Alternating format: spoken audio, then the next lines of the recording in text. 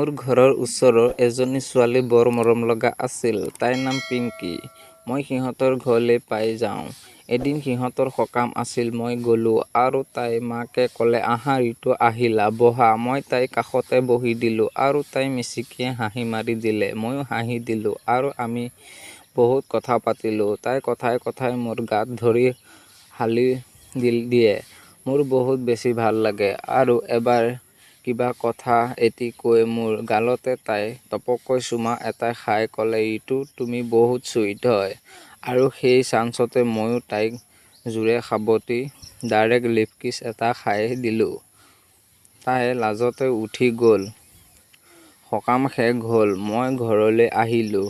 পিছদিনা আমি দুয়ো কলেজ গ'লোঁ আৰু তাই মোৰ বাইকতে সদায় অহা যোৱা কৰে। তাই মোৰ গাত ধৰি হালি আহিছিল আৰু মই থেকেনা ফালে বেছিকৈ নিওঁ, যাতে তাইৰ কোমল কোমল বুকুখন মোৰ পিঠিত লাগি যায়। কলেজৰ পৰা আহিলোঁ আৰু আমি অলপ ৰেষ্ট ল'লোঁ আৰু এনেতে তাইৰ ফোন আহিছিল। মই ক'লোঁ, কোৱা, কি কৰিছা? তাই ক'লে, শুই আছোঁ। তুমি?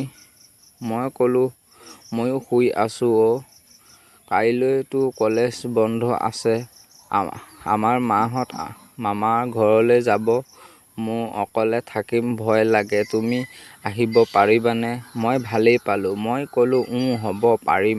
তাৰ পাছত ৰাতি গ'লোঁ আৰু তাই লাহেকৈ দৰজাখন খুলি দিলে। মই সোমাই গ'লোঁ আৰু তাই মোক বিচনাত বুকুতে ঠেলি দিলে।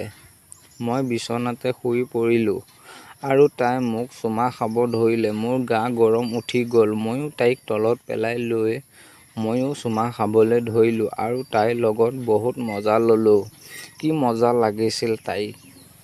তাই দিয়া নিচিনাকৈ কোনেও এনেকৈ মৰম দিব পৰা নাছিল আৰু ময়ো তাইৰ চেপাত পাগল হৈ গ'লোঁ আৰু মই তাইলৈ নোযোৱাকৈ কেতিয়াও থাকিব নোৱাৰা হ'লোঁ। মই তাইৰ ওচৰলৈ সদায় ৰাতি ৰাতি তাইৰ লগত ৰাতিটো কটাওঁ আৰু ৰাতিপুৱা হ'লে মই গুচি আহোঁ। তাই সদায় মোৰ বাবে ৰাতি দৰজাখন খুলি থ'ব কেতিয়াও নাপাহৰে।